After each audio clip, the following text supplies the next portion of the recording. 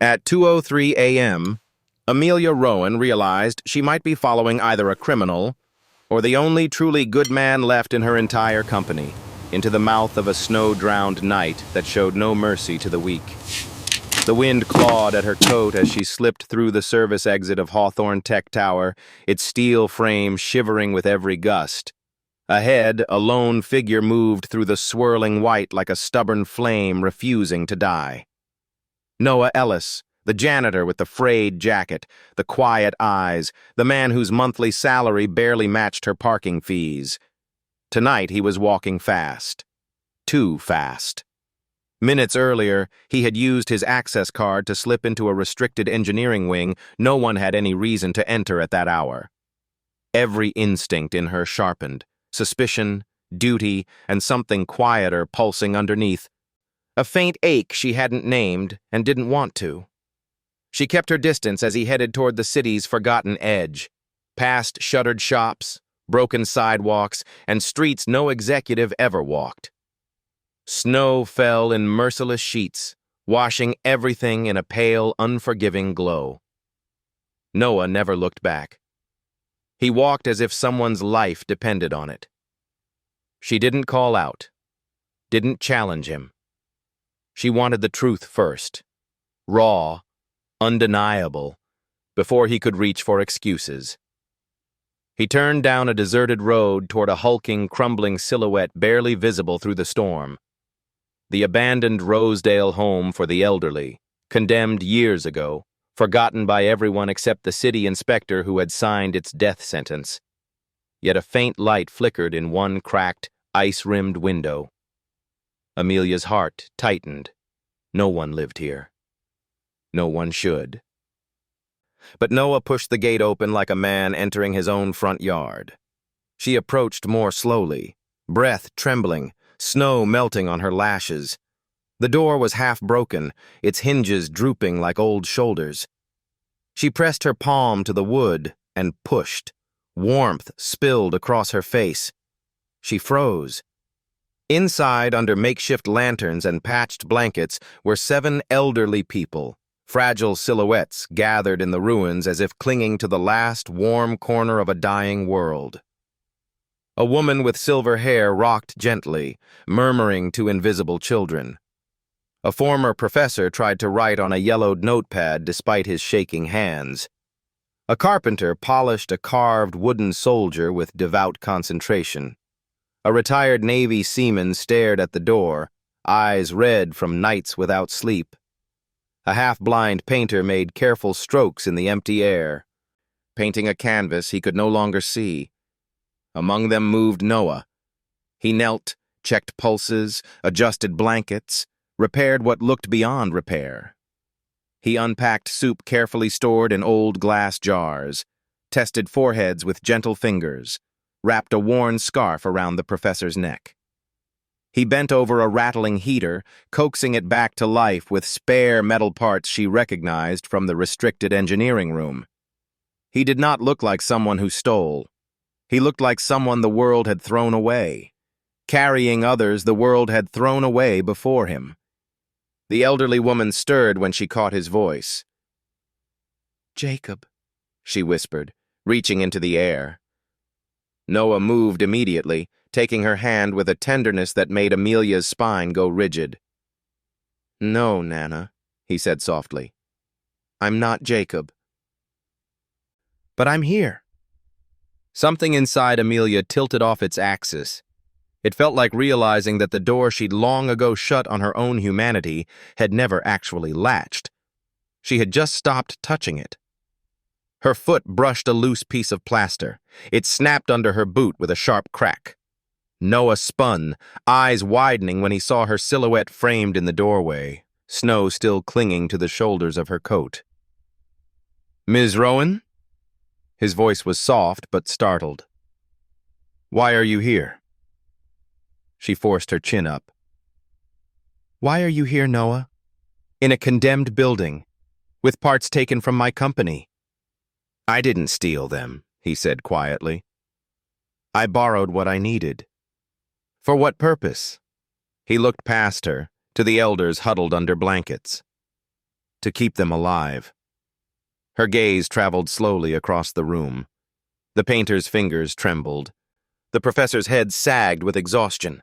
The sailor's hands shook as he tried to hide his fear. "This place is dangerous," she said. "You can't hide 7 people here." "I didn't hide them." Noah's voice was steady, but there was a current beneath it. "The city threw them away. I just refused to let them freeze." Nana's hand closed clumsily around Amelia's sleeve. Her cloudy eyes searched a face she could not fully see. "Sweetheart," she asked, "are you a bad person?"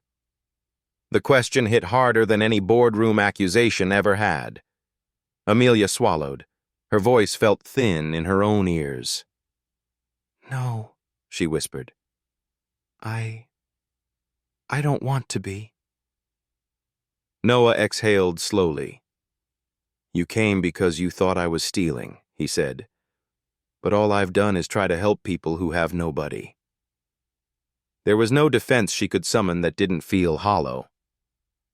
She was the youngest CEO Hawthorne Tech had ever appointed, commander of budgets that could alter skylines, leader of engineers who dreamed in algorithms and scale. And here, in a condemned ruin, a janitor had done something she had never even thought to do. He had chosen compassion without permission, without recognition, without reward. "I won't report you," she said quietly. "But this can't continue like this." "I know," he answered. "But until something better exists, this is all we have." He turned back to the painter, gently placing a real brush into the man's hand so he could continue painting his unseen galaxies. Amelia stepped backward, breath unsteady, chest tight with an unfamiliar weight. At the threshold, she looked back one last time. Noah was kneeling beside a sleeping veteran, adjusting the blanket with a reverence she had never seen anyone use for another person. "I run a $70 billion company," she thought. "And I've never helped anyone the way he just did."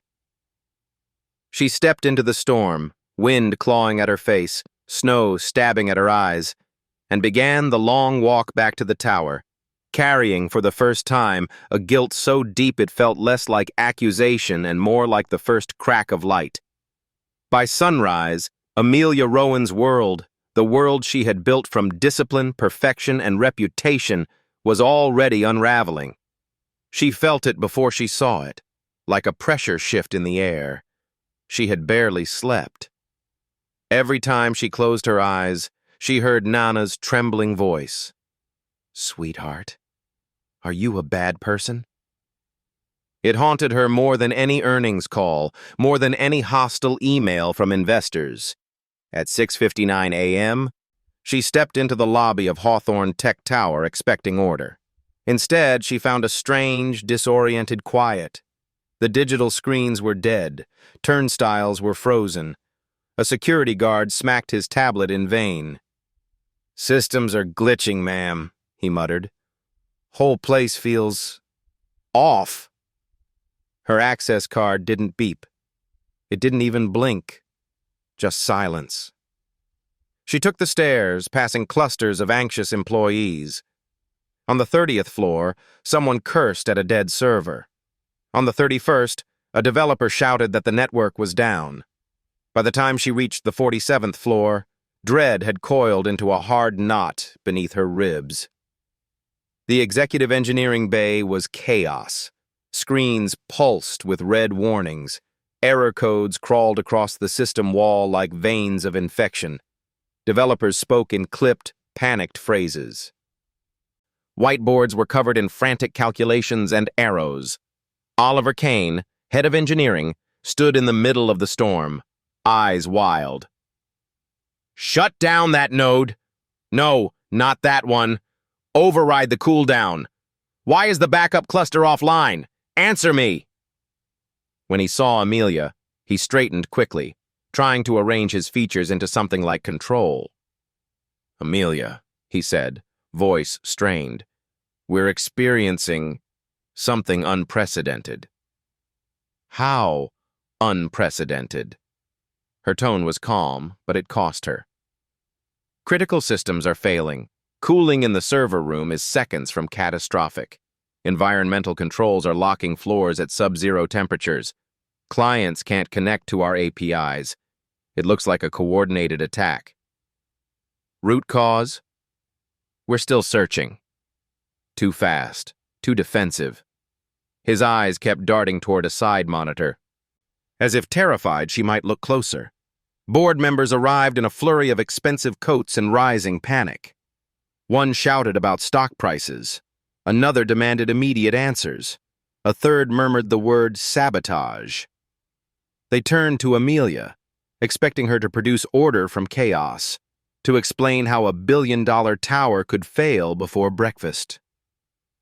For a heartbeat, the room spun. Then she saw someone in her mind. Not Caroline, not Oliver, not the board. Noah. Kneeling in the dark beside an old man, coaxing heat from broken metal with bare hands. A man who saw what others missed, who fixed what others ignored, who did the right thing when no one was watching. "Bring Noah Ellis," Amelia said. The room stilled. Oliver stared at her. "The janitor? He understands our infrastructure better than you think." "This is absurd," Oliver snapped. "My engineers are failing," she replied evenly. "Get him." The chairman, who had just arrived, watched her for a moment and then nodded. "Do as she says." Minutes later, Noah stepped into the chaos, still wearing his faded blue uniform, hair damp, gaze steady. He took in the red screens, the frantic engineers, the board members hovering like vultures. Then he walked straight to the system wall. "What happened?" he asked. Amelia gestured toward the errors. "Everything." Noah studied the logs, his eyes moving quickly, tracking patterns through the noise. He leaned closer, brow furrowing, fingers hovering over the keys with a familiarity that surprised everyone but her. "This isn't random," he murmured, "and it's not a standard attack." Oliver folded his arms. "And how would you know that?" Noah didn't look away from the screen. "Because whoever did this knows the infrastructure intimately. Look here, the cooling system didn't break. It was told to shut down by a masked command. And this cascade, each failure triggers the next, so your team keeps chasing the wrong thing." He typed a sequence that slid past layers none of the senior engineers had even opened. "I can isolate the intrusion," he said, "and reverse the cascade." "How long?" Amelia asked. 30 minutes. "Do it." Watching him work felt like watching a surgeon operate without hesitation. He moved between raw logs and hidden scripts, tracing every phantom signal back to its source. He restored autonomy to the cooling system, neutralized disguised overrides, rerouted power away from the freezing zones. 10 minutes. Partial stabilization. 19. Server temperatures falling. 25. Clients reconnecting. 30. The last red error blinked out. Silence fell, heavy, stunned. Lights returned to their usual hum. Screens glowed blue and green. The frantic shouts dissolved into a shocked, fragile quiet. The chairman exhaled shakily. "My God, you just saved this company." Noah stepped back, breathing slow, hands steady. Amelia watched him, not as the CEO who signed his paycheck, not as the woman who had once followed him through snow in suspicion, but as someone watching a truth that refused to be hidden any longer. He wasn't lucky. He wasn't guessing. He was brilliant. "Can you see who triggered the first override?" she asked. He hesitated, then typed again. A name appeared in the logs. Oliver Kane. A cold ripple moved through the room. Oliver's face drained of color. "This is a setup," he blurted. "Someone is framing me." "The logs are clear," Noah said quietly. The board erupted. Whispers of sabotage, liability, insider threat. Oliver shouted that the data was fabricated.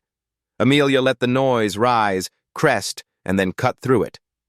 "Enough," she said. The room fell silent.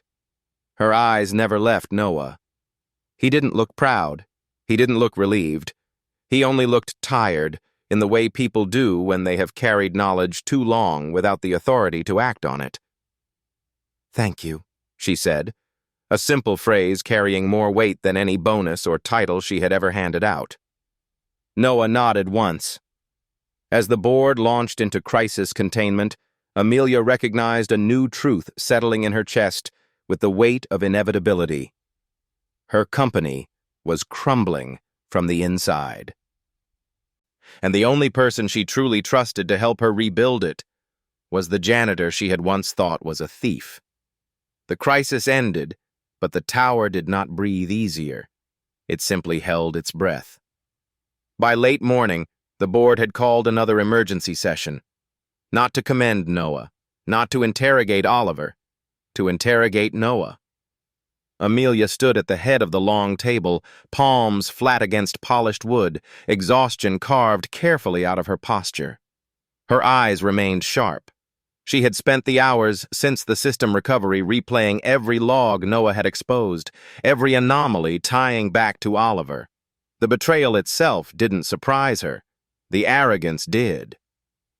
Oliver arrived late, tie crooked, hair disheveled, panic sitting just behind his indignation. He dropped into his chair, the screech of metal on floor louder than anything anyone said. The chairman cleared his throat. "We're here to assess responsibility for this morning's events. Mr. Kane has claimed to have new evidence." Oliver stood, clutching a remote like a lifeline. "Yes," he said, "evidence that proves the so-called heroic rescue was nothing but a cover for the saboteur himself." The room tightened. He tapped the remote. Grainy footage flickered onto the wall, video from the restricted engineering wing. A blurred figure entered the room in a janitor's uniform. The timestamp read 1:58 a.m. "Ellis entered the lab minutes before the attack," Oliver said. "He had full access. He knew the system intimately. Who better to plant a cascade than the person who pretends to fix everything?"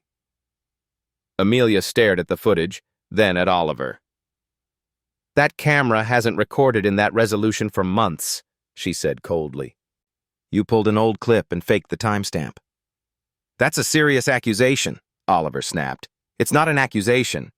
It's a technical fact." She nodded toward the door. "Send him in." Noah entered quietly. The room tensed. He stood beside her, hands behind his back, eyes steady despite the hostile attention. "Mr. Ellis," the chairman said, "can you pull the true access logs for that camera?" "Yes," Noah replied simply. He moved to the terminal, fingers flying across the keys. Within seconds, the real logs appeared, showing the camera offline at 1:58 a.m., the resolution mismatch, the altered metadata. Oliver's jaw tightened. "He could have hacked those!" Noah didn't respond to the insult. He scrolled further. "The cascade started at 2:11 a.m., he said evenly, triggered by an admin-level override. The same credentials were used 6 times this past week to disable internal safeguards. Each command bore the same signature, Oliver Kane. The room sank into a heavy, stunned silence. "That's not possible," Oliver yelled. "Someone cloned my access." "No," Amelia said. "Someone misused it. You." The chairman's voice grew grave. "Mr. Kane, you're suspended pending full investigation." Oliver's composure cracked. "You're all blind," he snarled. "I'm not your real problem. You have no idea who you're really dealing with." He was escorted out. His last words didn't feel like empty spite. They felt like a warning. The board buzzed. Fear, relief, and uncertainty tangled together. But Amelia didn't celebrate. If Oliver had been willing to manipulate footage and sabotage systems, someone had given him both motive and cover. He was not the disease. He was a symptom. When the room emptied, only Noah remained. "You know this doesn't end with him," he said quietly. "Yes," she answered. "And whoever sits above him is careful, calculated, and very certain of their own power." Noah nodded. The cascade was too elegant for Oliver. He doesn't write like that. She gave a humorless half-smile. "You can tell a saboteur by their code. You can tell a person by what they break, and how." The truth of that lodged inside her. Silence settled between them. Not awkward, simply heavy with a shared understanding. "You fought for me in there," he added softly. "You deserved to be fought for. No one said that to me in a long time." She wanted to ask why, to ask what life had carved into him before he became the quiet man sweeping floors at midnight and saving forgotten souls at 2 a.m. But this wasn't the moment. "We're not finished," she said instead. "Whoever is behind this won't stop." "Then we won't either," he replied. Something shifted between them, something like a bridge made of fragile, untested trust. For the first time in her career, she didn't feel alone standing against the storm. She suspected the next one would be worse. The snow had stopped by the time she returned to her office, but the world beyond the glass still glowed with the harsh white of unfinished storms. Below, the city moved with its usual indifference, taxis honking, steam rising from vents, but everything felt altered, as if Hawthorne Tech's internal fracture had warped the skyline. She dropped into her chair, elbows on the desk, fingertips pressed to her temples. Oliver's suspension should have brought relief. Instead, it opened more questions. Someone had designed the attack. Someone with access, intelligence, and enough coldness to risk thousands of jobs and lives for their own gain. A soft knock pulled her out of her thoughts. Noah stepped inside with a thin folder held carefully, almost reluctantly, in his hands. "I went through last month's internal memos," he said. "Cross-referenced them with maintenance logs and the public financial reports. I think you should see this." He set the folder on her desk and stepped back. Inside were invoices, dozens of them, all approved by the same person. Caroline Voss, Chief Financial Officer. A woman whose charm could light up a boardroom and whose ambition could hollow it out. At first, the invoices looked ordinary. Software testing, server upgrades, consulting fees. But the amounts were too large. The descriptions too vague. The approvals too perfectly aligned. At the bottom of the stack sat a transfer to an unregistered special project fund, signed only by Caroline. "She rerouted money," Noah said. "She needed the system to fail so she could blame someone else when those numbers surfaced. The outage wasn't meant to destroy the company, just to embarrass you. Enough to make the board doubt your leadership." "And vote me out," Amelia murmured. He nodded. "She steps in as interim CEO. Strong financial mind, balanced, practical, the investor favorite." Amelia leaned back, staring at the ceiling. She had always known Caroline was sharp, ruthless even, but this was beyond deep ambition.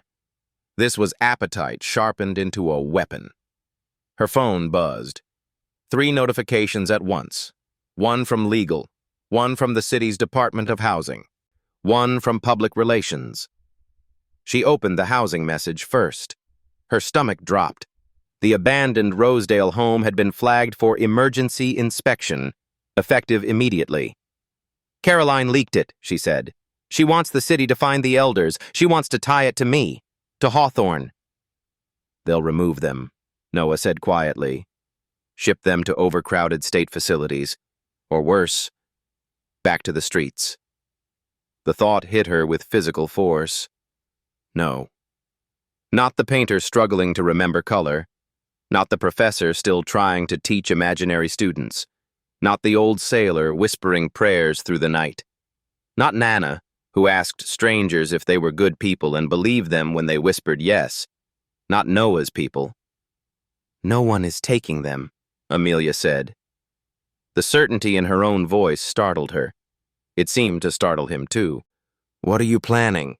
he asked. "What I should have done the moment I stepped through that door," she replied. "Fight for them." She grabbed her coat. In the hallway he caught up. "I don't want to lose them," he admitted, voice low. "Not again." She stopped, turned. He looked away, jaw clenched. There were whole histories in that silence, losses he hadn't spoken aloud, promises he'd made to people he couldn't save.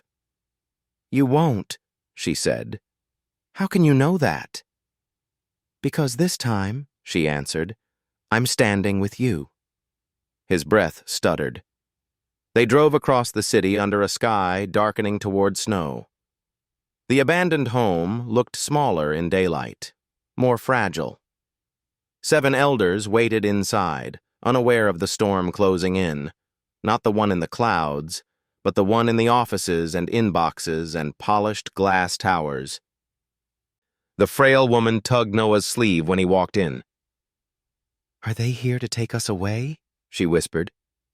"No, Nana," he said. "No one's taking you anywhere."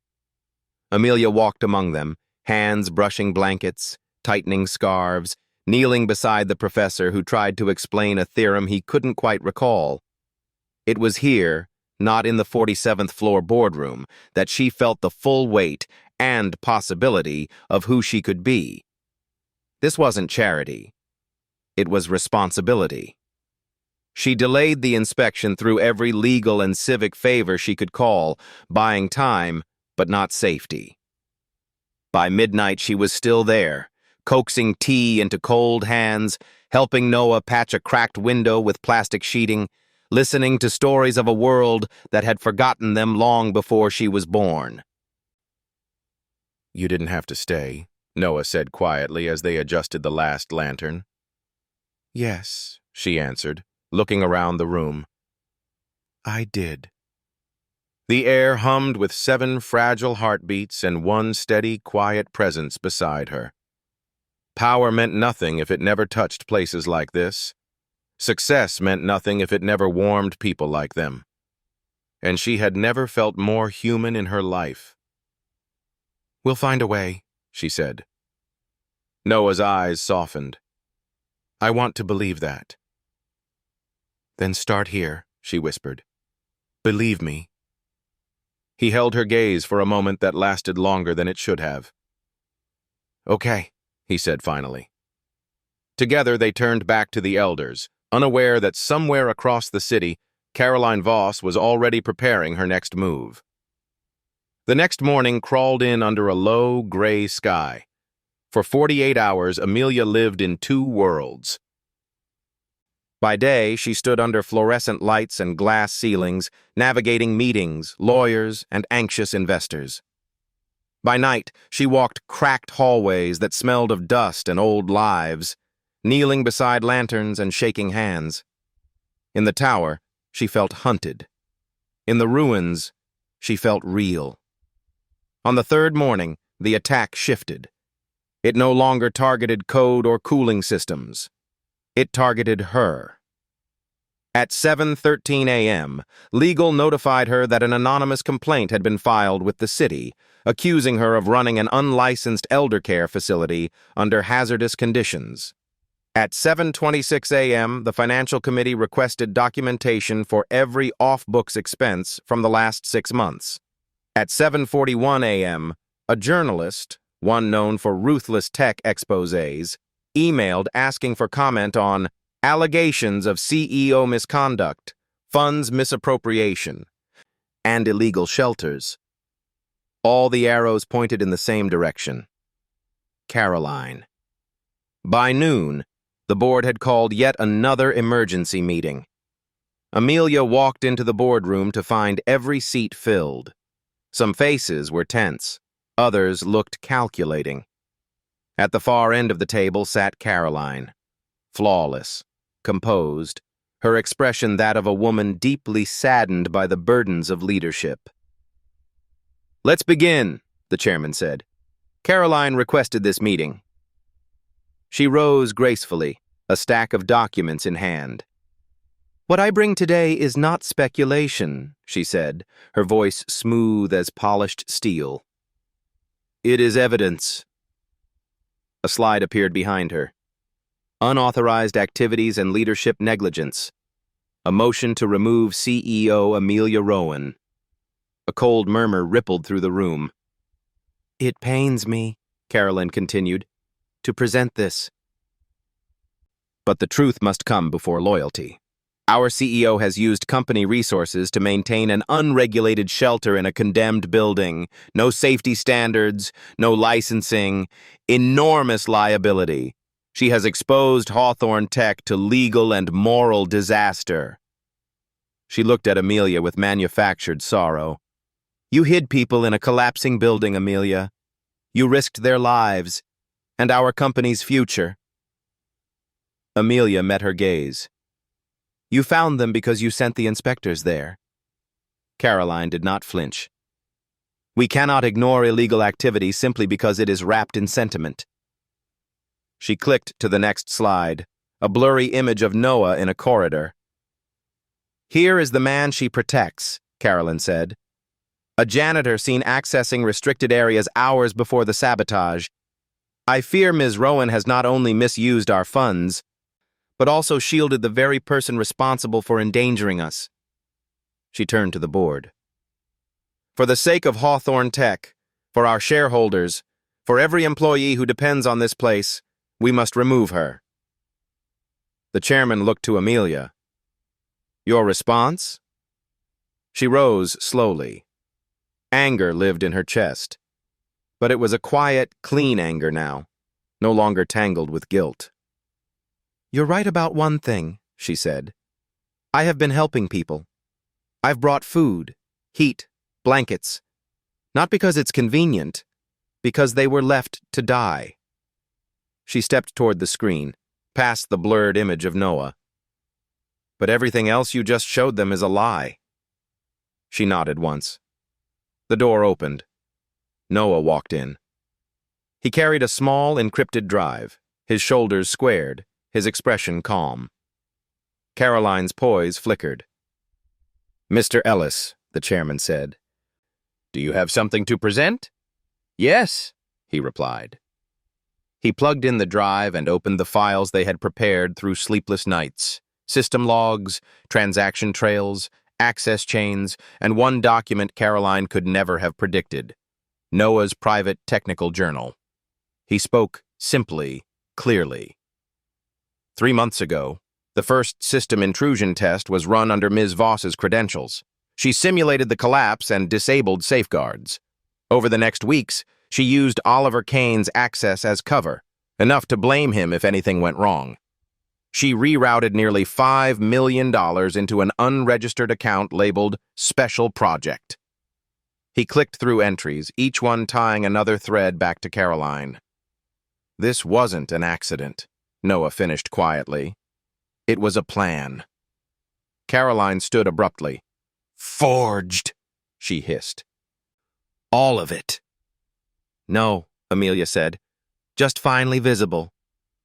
Before Caroline could answer, a soft sound came from the door.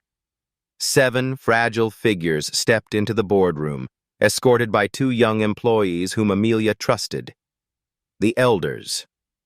Nana clung to the painter's arm. The professor leaned heavily on the carpenter. The old sailor stood straight, despite the tremor in his knees. Executives fell silent. Amelia met them halfway. "You don't have to do this," she whispered. But they had insisted. Nana stepped forward first, fingers gripping the edge of the table.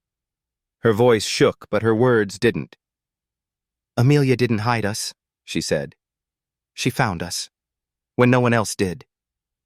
The professor lifted his chin. "They put us somewhere to be forgotten. She brought us blankets, heat, names. She reminded us we still exist."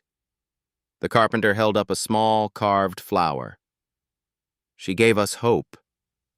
And when the storm came, she didn't leave.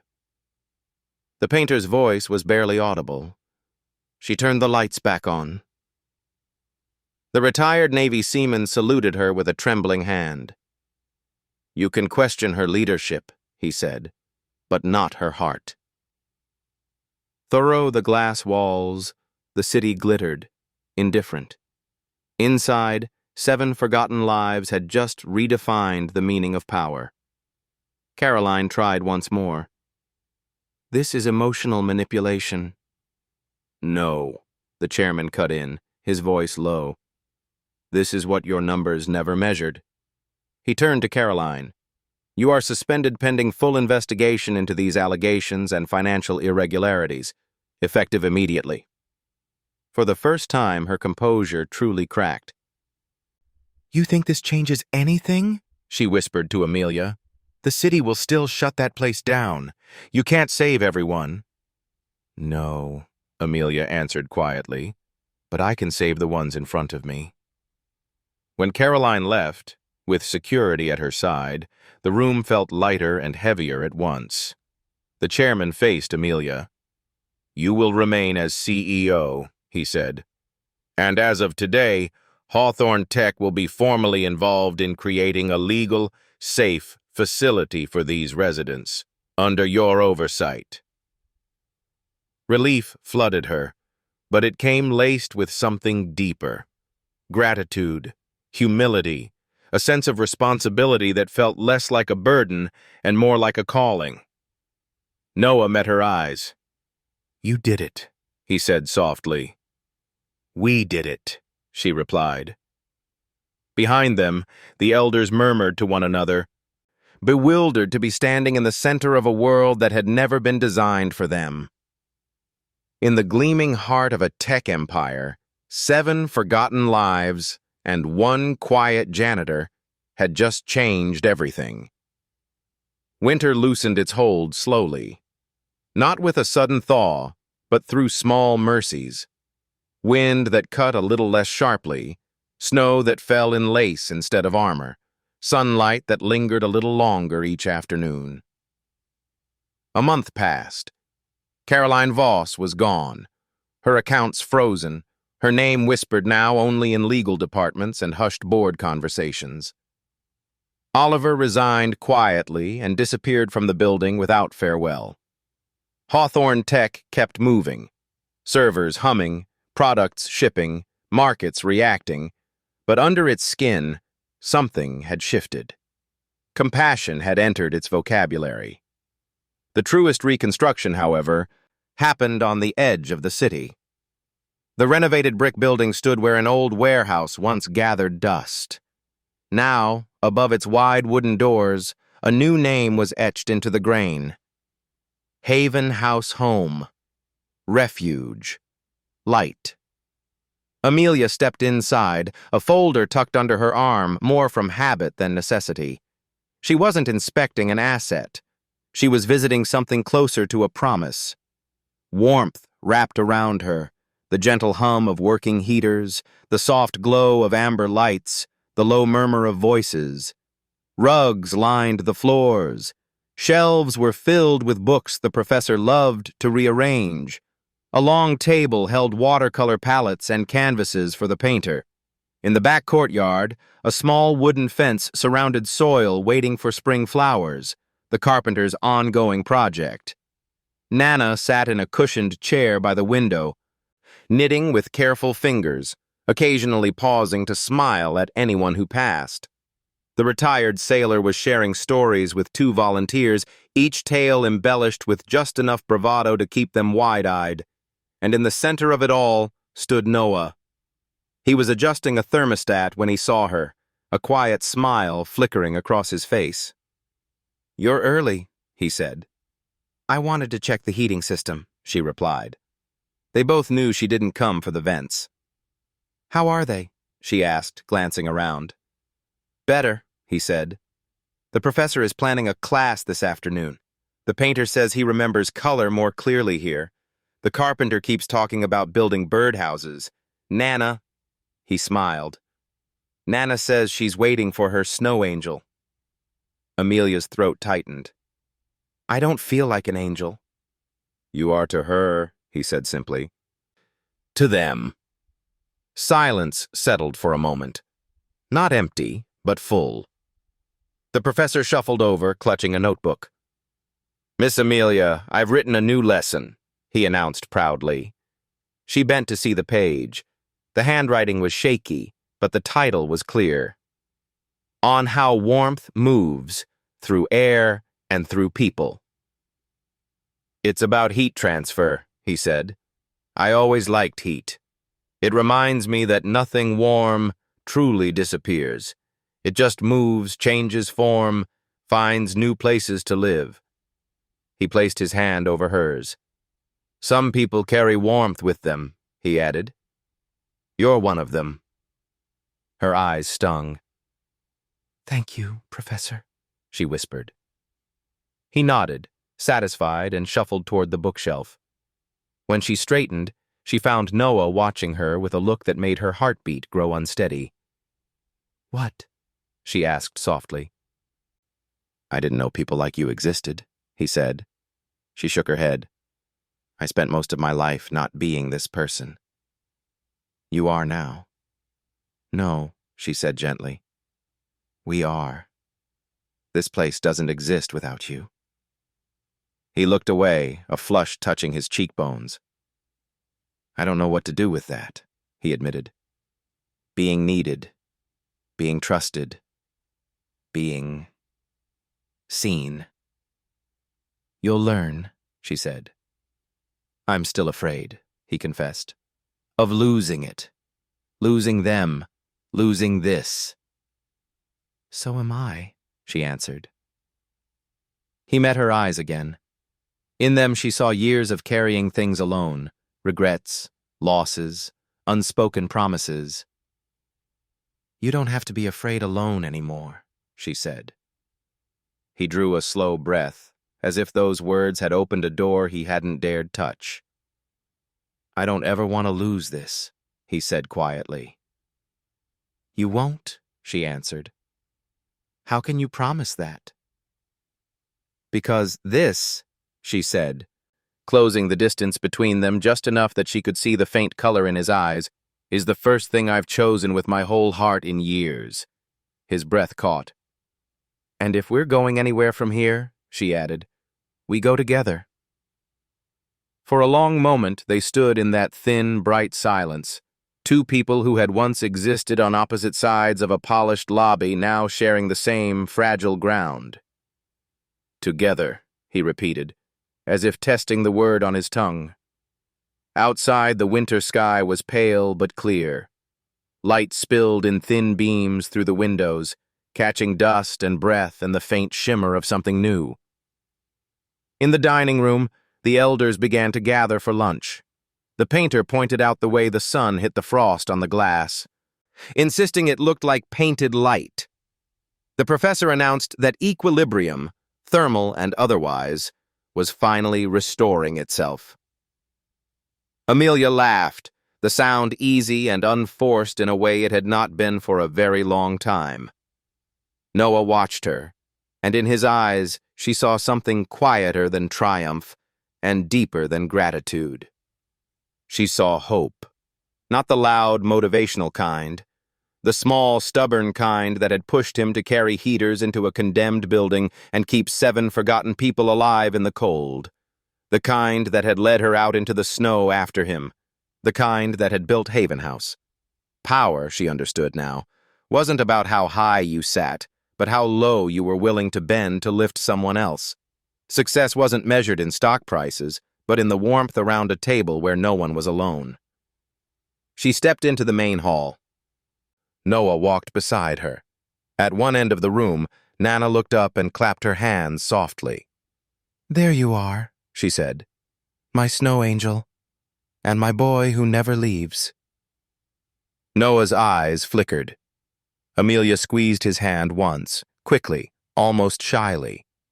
He squeezed back, and in that simple, unremarkable gesture something permanent settled between them, Not a declaration, not a dramatic promise, but something quieter and stronger.